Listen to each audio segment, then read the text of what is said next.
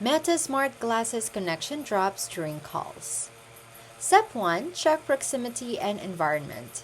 Keep glasses within 1 to 2 meters or 3 to 6 feet of your phone. Avoid interference from Wi-Fi routers, microwaves, or other Bluetooth devices. Maintain a clear line of sight between phone and glasses. Step 2. Restart devices. Restart your phone. Power off, wait for 10 seconds, and then turn it back on. Restart your glasses, hold the power button for 12 seconds, then power back on.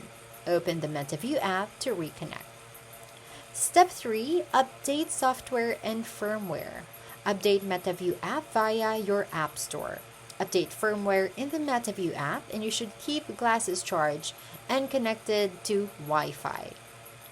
Step 4. Repair smart glasses. In Bluetooth settings, forget device. Put glasses in pairing mode and the LED should flash blue. Repair through the MetaView app setup.